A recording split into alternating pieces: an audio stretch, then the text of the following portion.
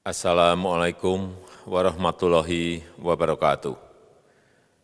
Bapak, Ibu, saudara-saudara sebangsa setanah air,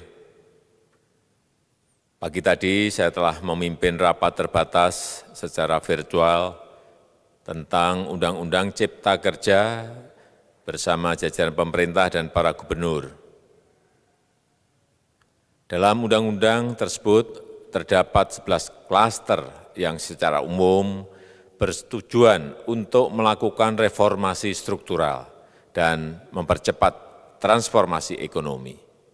Adapun klaster tersebut adalah urusan penyederhanaan perizinan, urusan persyaratan investasi, urusan ketenagakerjaan, urusan pengadaan lahan, urusan kemudahan berusaha, urusan dukungan riset dan inovasi, urusan administrasi pemerintahan, urusan pengenaan sanksi, urusan kemudahan pemberdayaan dan perlindungan UMKM, urusan investasi dan proyek pemerintah, serta urusan kawasan ekonomi.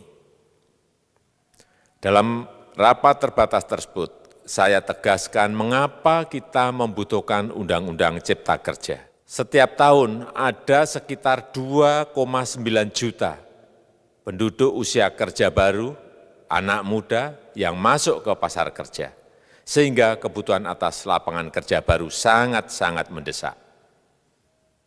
Apalagi di tengah pandemi, terdapat kurang lebih 6,9 juta pengangguran dan 3,5 juta pekerja terdampak pandemi COVID-19. Dan sebanyak 87% dari total penduduk bekerja memiliki tingkat pendidikan setingkat SMA ke bawah, di mana 39% berpendidikan sekolah dasar. Sehingga perlu mendorong penciptaan lapangan kerja baru, khususnya di sektor padat karya. Jadi, Undang-Undang Cipta Kerja bertujuan untuk menyediakan lapangan kerja sebanyak-banyaknya bagi para pencari kerja serta para pengangguran. Kedua, dengan Undang-Undang Cipta Kerja akan memudahkan masyarakat, khususnya usaha mikro kecil, untuk membuka usaha baru. Regulasi yang tumpang tindih dan prosedur yang rumit dipangkas. Perizinan usaha untuk usaha mikro kecil UMK tidak diperlukan lagi, hanya pendaftaran saja. Sangat simpel.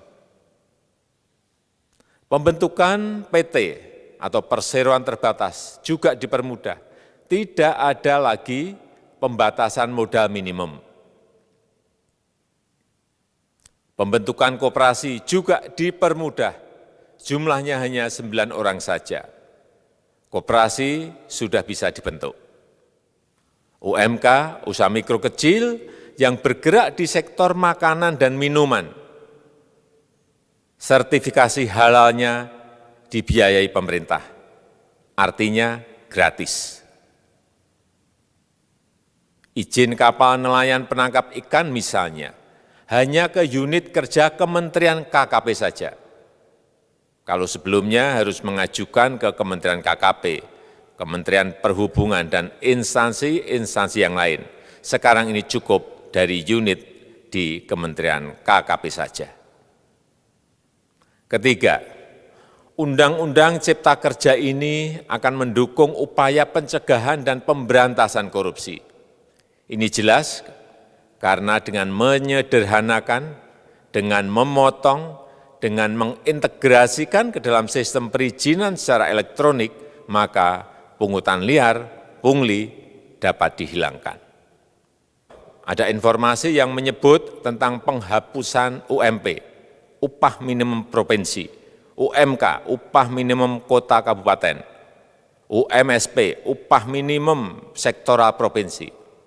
Hal ini tidak benar, karena faktanya upah minimum regional, UMR, tetap ada. Ada juga yang menyebutkan bahwa upah minimum dihitung per jam. Ini juga tidak benar. Tidak ada perubahan dengan sistem yang sekarang. Upah bisa dihitung berdasarkan waktu dan berdasarkan hasil. Kemudian adanya kabar yang menyebutkan bahwa semua cuti sakit, cuti kawinan, cuti khitanan, cuti baptis, cuti kematian, cuti melahirkan, dihapuskan. Dan tidak ada kompensasinya. Saya tegaskan juga ini tidak benar. Hak cuti tetap ada dan dijamin. Kemudian apakah perusahaan bisa mem-PHK kapanpun secara sepihak? Ini juga tidak benar. Yang benar, perusahaan tidak bisa mem-PHK secara sepihak. Kemudian juga pertanyaan mengenai benarkah jaminan sosial dan kesejahteraan lainnya hilang. Yang benar, jaminan sosial tetap ada. Yang juga sering diberitakan tidak benar adalah mengenai dihapusnya AMDAL, analisis mengenai dampak lingkungan. Itu juga tidak benar. AMDAL tetap ada. Bagi industri besar harus studi AMDAL yang ketat. Tetapi bagi UMKM lebih ditekankan pada pendampingan dan pengawasan. Ada juga berita mengenai Undang-Undang Cipta Kerja ini mendorong komersialisasi pendidikan. Ini juga tidak benar. Karena yang diatur hanyalah pendidikan formal di kawasan ekonomi khusus, di KEK. Sedangkan perizinan pendidikan tidak diatur di dalam Undang-Undang Cipta Kerja ini. Apalagi perizinan untuk pendidikan di pondok pesantren. Itu tidak diatur sama sekali dalam Undang-Undang Cipta Kerja ini. Dan aturannya yang selama ini ada tetap berlaku. Kemudian diberitakan bahwa keberadaan bank tanah. Bank tanah ini diperlukan untuk menjamin kepentingan umum, kepentingan sosial, kepentingan pembangunan nasional, pemerataan ekonomi, dan konsolidasi lahan serta reforma agraria. Ini sangat penting untuk menjamin akses masyarakat terhadap kepemilikan tanah, kepemilikan lahan, dan kita selama ini tidak memiliki bank tanah.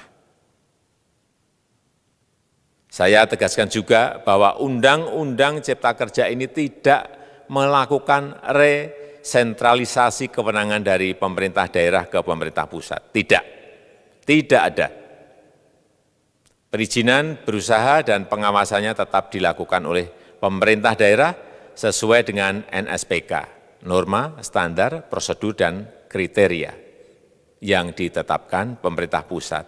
Ini agar dapat tercipta standar pelayanan yang baik di seluruh daerah, dan penetapan NSPK ini dapat nanti akan diatur di dalam PP atau peraturan pemerintah.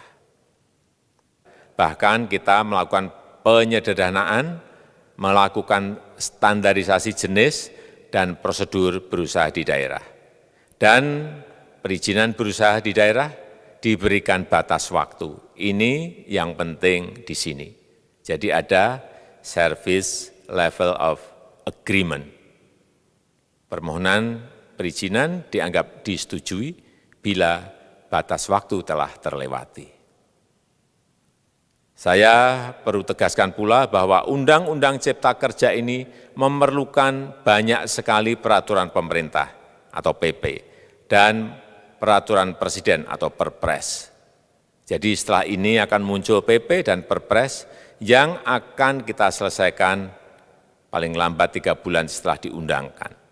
Kita pemerintah membuka dan mengundang masukan-masukan dari masyarakat, dan masih terbuka usulan-usulan dan masukan dari daerah-daerah.